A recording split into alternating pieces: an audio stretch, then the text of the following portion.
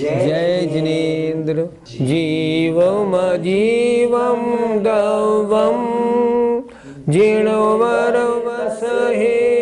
जीर्णनिदिष्टं देविन्दविन्दवन्दं वन्दे तं सर्वदा शिरसा। पंच परमेष्टि भगवान की जय। पिछली पाठशाला में आश्रव की चर्चा हो रही थी। आश्रव के दो भेद, भावाश्रव और द्रव्याश्रव। भावाश्रव के बारे में पिछली गाथा में बता दिया। अब आज द्रव्याश्रव की चर्चा होगी। राणावरणादीणम्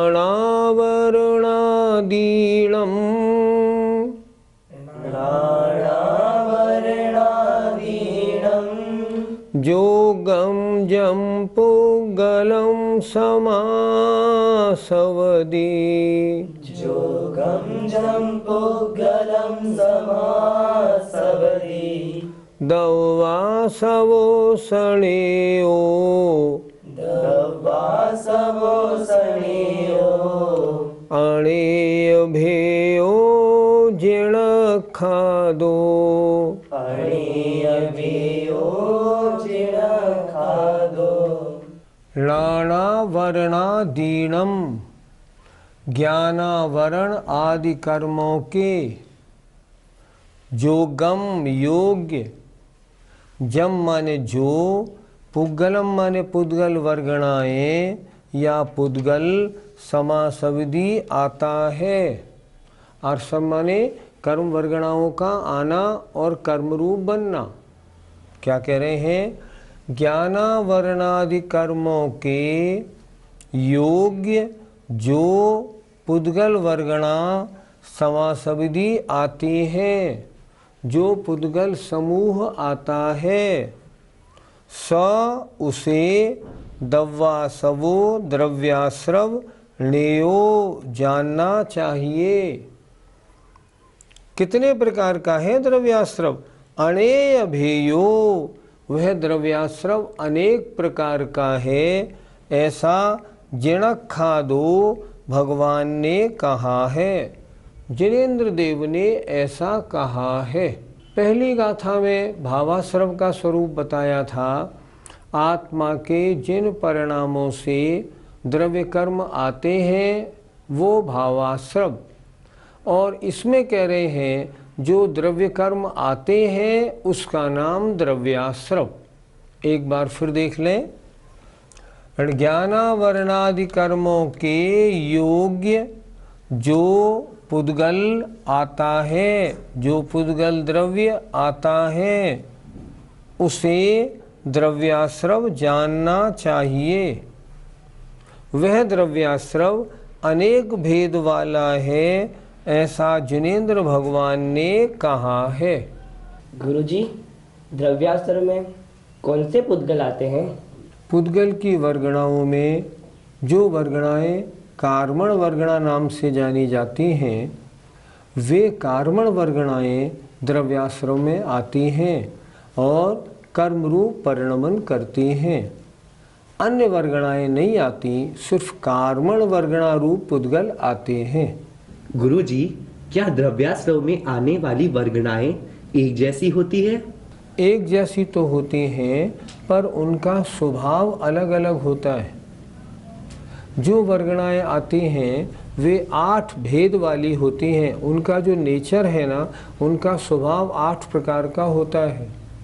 उनमें जो कुछ ज्ञानावरण रूप परिणमन करने योग्य होती हैं, कुछ दर्शनावरण रूप परिणमन करने योग्य होती हैं, कुछ वेदनी रूप होती हैं। इस तरह 8 कर्मों के अनुसार 8 कर्मरूप परिणमन करने की क्षमता वाली 8 प्रकार की वर्गणाएं आती हैं। वे यद्यपि सामान्य से कार्मण वर्गणा कहलाती हैं, पर उनका स्वभाव अलग अलग होता है। जैसे मान लो क्रिकेट की टीम के 12 छात्र आए। हमने कहा क्रिकेट टीम आई है, सब खिलाड़ी हैं, सब एक से हैं, लेकिन उसमें कोई प्लेयर है, बैट्समैन है, कोई बॉलर है, कोई फील्डर है, कोई विकेट कीपर है, ऐसे अलग अलग नेचर वाले हैं। उसी तरह जो कार्बन वर्गणा रूप पुद्गल आता है वह 8 स्वभाव वाला होता है। उसमें जो ज्ञानावरण की योग्यता रखने वाला है वो ज्ञानावरण रूप परिणमन करता है। जो दर्शनावरण रूप परिणमन की योग्यता रखने वाला है वो दर्शनावरण रूप परिणमन करता है। ऐसे 8 स्वभाव वाली वर्गणाएं प्रति समय आती हैं। गुरुजी, हमारे प्रति समय कितने कर्मों का आश्रव होता है? प्रत्येक जीव के आयु कर्म प्रति समय नहीं बंधता। आयु कर्म कब बंधता है? जब उसका बंधने योग्य अपकर्ष काल होता है। बाकी शेष 7 कर्म प्रत्येक जीव के प्रति समय बंधते हैं। हमारे प्रति समय 7 कर्म बंध रहे हैं और जब आयु कर्म के बंद होने का काल आएगा उस समय 8 कर्म हमारे बंधेंगे। प्रत्येक जीव के साथ ऐसा ही होता है। तो गुरुजी, कौन से कर्म आत्मा में आते हैं? जैसे परिणाम, आत्मा का जैसा कार्य वैसे कर्म आते हैं। मान लो किसी समय हम किसी को दुखी कर रहे हों तो असाता वेदनी कर्म आता है, और किसी समय हम किसी को सुखी कर रहे हों तो साता वेदनी कर्म आता है। जैसे आत्मा के परिणाम वैसे कर्म आते हैं। गुरुजी, तो कर्म कितने प्रकार के होते हैं? कर्म 8 प्रकार के होते हैं, और यदि उनके भेद प्रभेद करें तो 148 प्रकार की कर्म प्रकृतियां होती हैं। कर्म कौन कौन से हैं? पहला कर्म है ज्ञानावरणी कर्म। क्या करता है? आत्मा के ज्ञान गुण को ढकता है। दूसरा दर्शनावरणी कर्म आत्मा के दर्शन गुण को ढकता है। तीसरा वेदनीय कर्म आत्मा को सुख और दुख देता है। चौथा मोहनी कर्म आत्मा के सम्यक्त और चारित्र गुण का घात करता है, आत्मा को मोहित रखता है। आयु कर्म आत्मा को निश्चित समय तक एक शरीर में रोके रखता है। नाम कर्म आत्मा को तरह तरह का शरीर दिलाता है। गोत्र कर्म आत्मा को ऊंचे या नीचे कुल में जन्म दिलाता है। और अंतराय कर्म आत्मा के दान, लाभ, भोग, उपभोग और वीर में बाधा डालता है। इस तरह 8 कर्म होते हैं। इन 8 कर्मों के अलग अलग और भेद हैं। जैसे ज्ञानावरणी कर्म के 5 भेद: मति ज्ञानावरण, श्रुत ज्ञानावरण, अवधि ज्ञानावरण, मनपर्य ज्ञानावरण, केवल ज्ञानावरण। इस तरह अगर हम इनके भेद करें तो ज्ञानावरण के 5, दर्शनावरण के 9, वेदनी के 2, मोहनी के 28, आयु के 4, नाम कर्म के 93, गोत्र के 2 और अंतराय के 5। इनको हम खुलासा करें तो 148 भेद हो जाते हैं। कर्मों के 2 भेद और भी सुनने को मिलते हैं, एक घातिया और अघातिया। ज्ञानावरणी, दर्शनावरणी, मोहनी और अंतराय ये आत्मा के निजी गुणों का घात करते हैं। इन्हें कहते हैं हम घातिया कर्म। और शेष 4 कर्म वेदनी, आयु, नाम और गोत्र ये अघातिया कर्म कहलाते हैं। गुरुजी, किस समय कौन सा कर्म बंधता है? अपने परिणाम या कार्य के अनुसार वे कर्म बंधते हैं। जैसे मान लो हम किसी अन्य की बुराई कर रहे हैं तो नीच गोत्र कर्म बंधता है। हम मायाचारी कर रहे हैं तो रेंच आयु बंधती है।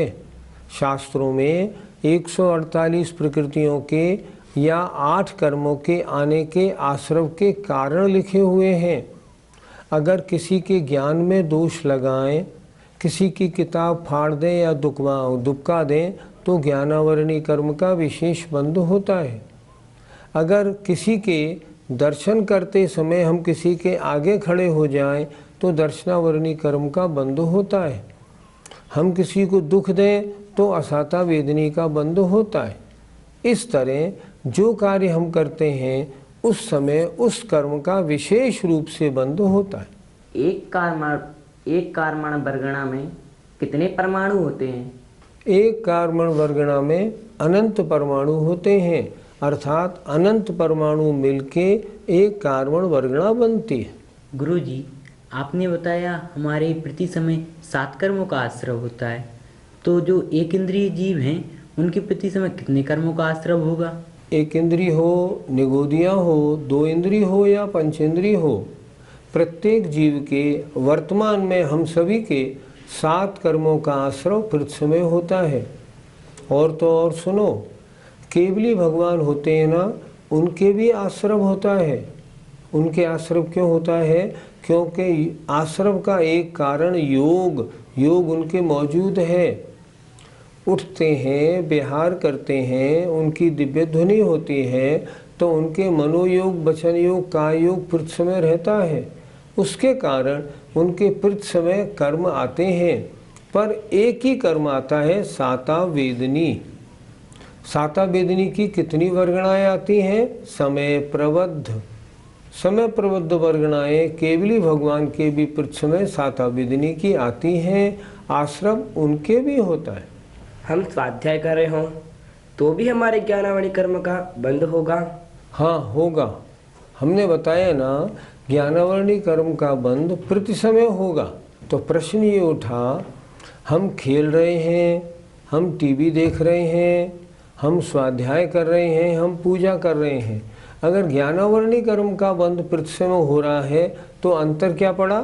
फिर तो हम कुछ भी करें नहीं, ऐसे नहीं। ज्ञानावरणी कर्म का बंध तो प्रति समय है।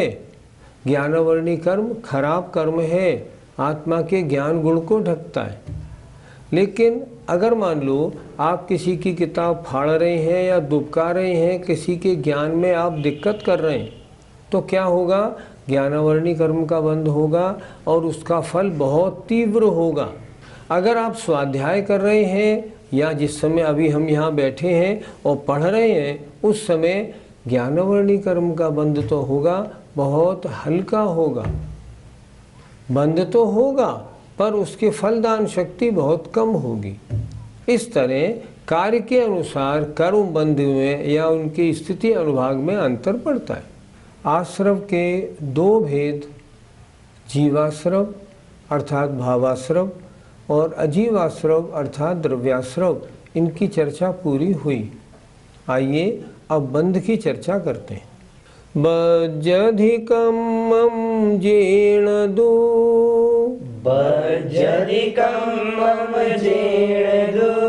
चेदन भावेण भाव बंधो सो, चेदन भावेण भाव बंधो सो, कम्माद पदेशाणम, कम्माद पदेशाणम, अल्लोल पवेशणम इदरो, अल्लोल पवेशणम इदरो।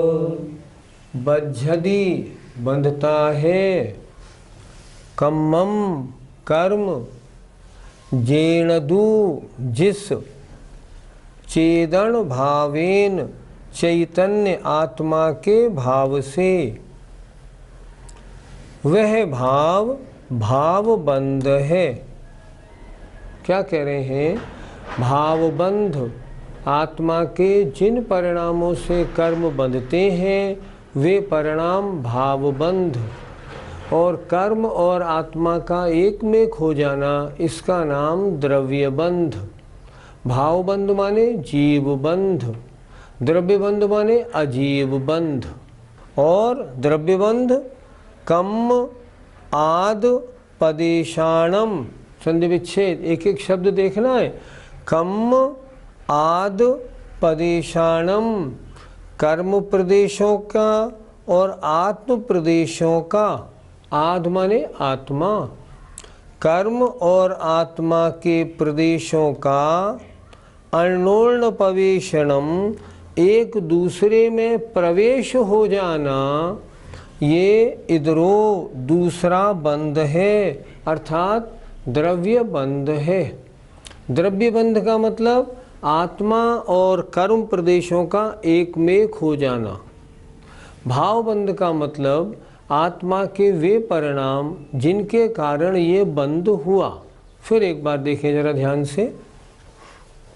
जेण चेदन भावेण, जिन चैतन्य माने आत्मा के भाव से कम्बम बज्झदी कर्म बंधता है, सो वह आत्मा का परिणाम भाव बंध है, भाव बंधो। और कर्म और आत्मा के प्रदेशों का कम आद पदेशाणम, कर्म और आत्मा के प्रदेशों का अनोर्ण पवेशणम, एक दूसरे में प्रवेश हो जाना। इधरो दूसरा, दूसरा माने नेक्स्ट, नेक्स्ट माने द्रव्य बंध है। इस तरह बंध की दो परिभाषाएं हो गई। आत्मा के जिन परिणामों से बंध होता है वे परिणाम जीव बंध या भाव बंध, और कर्म प्रदेशों का आत्म प्रदेशों का एक मेक हो जाना, इसका नाम है द्रव्य बंध या अजीव बंध।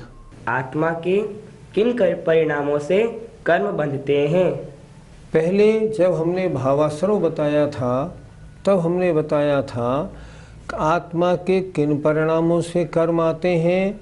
मिथ्यात्व, अविरति, प्रमाद, कषाय और योग से आते हैं। तो ये आत्मा के किन परिणामों से बंध होता है, उन्हीं परिणामों से आश्रव भी होता है और बंध भी होता है। आत्मा के वो परिणाम मिथ्यात्व, अविरति, प्रमाद, कषाय और योग रूप जो परिणाम हैं वे आश्रव और बंध दोनों में कारण होते हैं। उन्हीं परिणामों से आश्रव भी होता है और बंध भी होता है। ये बंध किनके मिलने से हुआ? आत्मा का उपयोग ज्ञान और दर्शन रूप, उस उपयोग में राग द्वेष और जुड़ गए। उपयोग के ज्ञान दर्शन के साथ राग द्वेष के मिल जाने से, जुड़ जाने से ये बंध होता है। अगर आत्मा ज्ञान दर्शन ज्ञाता दृष्टा रूप बना रहे और राग द्वेष आदि का प्रवेश ना हो तो बंध नहीं होता। इसलिए किनके मिलने से बंध हुआ? ज्ञान दर्शन रूप आत्मा के उपयोग में राग द्वेष के प्रवेश करने से बंध हुआ है। आश्रव और बंध में क्या अंतर है? आपने कमरे में प्रवेश किया और कुर्सी पर आकर बैठ गए, उसी तरह आश्रम माने कर्मों का आना, बंध माने आत्मा के साथ एकमेक हो जाना। दोनों अलग अलग क्रिया हैं। आपने प्रवेश किया अलग, आकर बैठ गए अलग। उसी तरह कर्मों का आना और आत्मा के साथ जुड़ जाना, ये दोनों अलग अलग हैं। आश्रव अलग है, बंध अलग है। आश्रव के बाद बंद होने में कितना समय लगता है? एक समय में आश्रव भी होता है और बंध भी होता है। डिफरेंस नहीं होता कि पहले समय में बंध हो, पहले समय में आश्रव हो, बाद वाले समय में बंध हो, ऐसा नहीं होता। जिस समय में आश्रव होता है उसी समय बंध हो जाता है एक साथ, अर्थात कर्म का आना और आत्मा के साथ बंधना एक समय का कार्य है। क्या जिसे गाय के गले में रस्सी बांधी, क्या उसी प्रकार कर्म आत्मा से बनते हैं?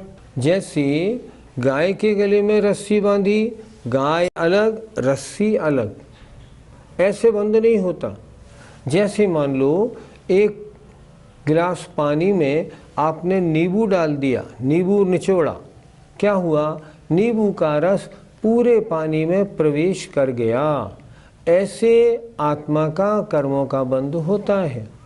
अगर गाय के गले में रस्सी बांधी है तो रस्सी अलग है, आत्मा अलग है, एक दूसरे में प्रवेश नहीं हुआ। ऐसे नहीं होता आत्मा कर्मों का बंध। आत्मा और कर्मों का बंध जैसे दूध में शक्कर घुल जाती है, एक में खो जाती है, ऐसे होता है। वे कर्म आत्मा में एक दूसरे में प्रवेश कर जाते हैं, ऐसे होता है। आत्मा अमूर्तिक है, कर्म मूर्तिक है, फिर इन दोनों का बंध कैसे हो गया? आपका प्रश्न बहुत ठीक है, लेकिन आपने ध्यान नहीं दिया।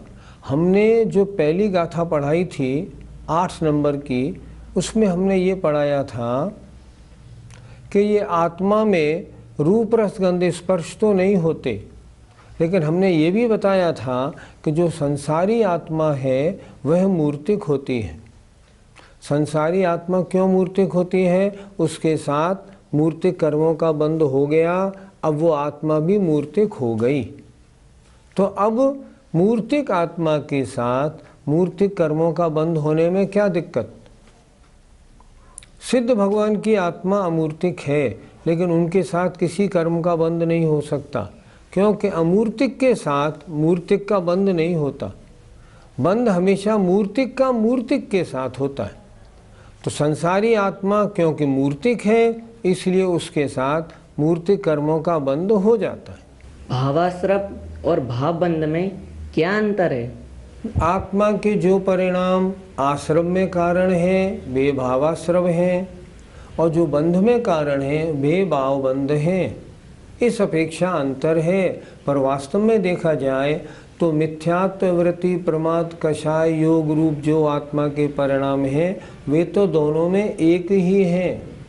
आत्मा के एक ही परिणाम से आश्रव और बंध दोनों होते हैं। हमारे प्रति समय कितने कर्म बंधते हैं? संसारी अवस्था में कोई भी जीव हो, चाहे निगोदिया हो, एक इंद्री हो, मनुष्य हो या देव हो, सबके प्रति समय बंधने वाले कर्मों की क्वांटिटी समय प्रबद्ध कहलाती है। समय प्रबद्ध माने एक समय में बंधने वाले कर्मों की क्वांटिटी, गिनती, कि ये कितने होते हैं। समय प्रबद्ध, समय प्रबद्ध माने अनंत। केवली भगवान के भी कर्मों का आश्रव होता है, तो उनके यद्यपि मोह भी नहीं है, कषाय भी नहीं है, योग है, इस कारण उनके कर्मों का आश्रव है। पर कर्म आते कितने हैं? समय प्रबद्ध, समय प्रबद्ध ही कर्म आते हैं। हमें अगर अपनी आत्मा को बंध से बचाना हो तो क्या करना चाहिए? तो बंध के कारणों से बचना चाहिए।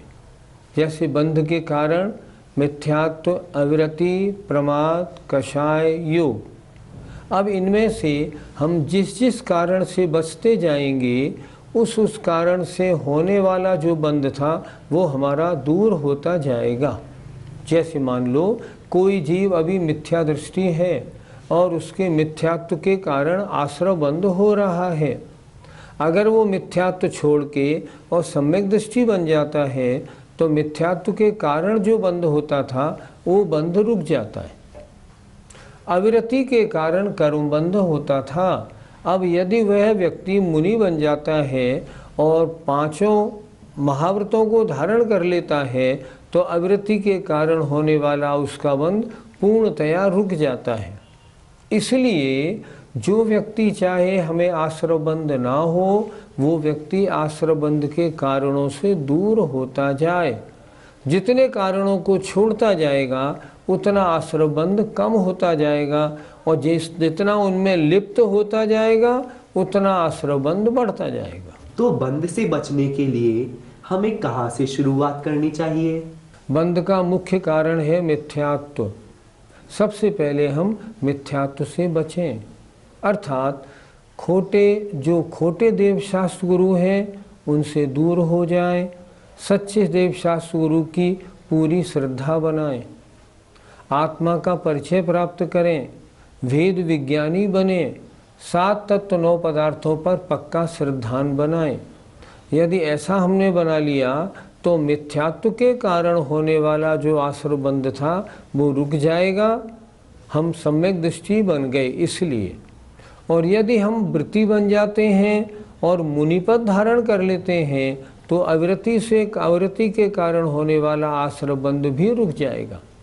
सीधी सी बात है, आप चाहते हैं मेरे बंध ना हो तो बंध के जो कारण हैं, जिन कारणों से बंध हो रहा है उनसे दूर होते जाइए, आपके बंध रुकता जाएगा। हम सबको चाहिए हम भी आश्रव बंध के कारणों से जितने बच सकें उतने बचने की कोशिश करें, और जिनसे अभी नहीं बच पा रहे हैं इनसे हम कैसे बचें इसके बारे में निरंतर अपना चिंतन बनाएं। ये चिंतन ही एक दिन हमको मोक्ष मार्ग की ओर ले जाएगा। आइए, जय जय जिनेंद्र।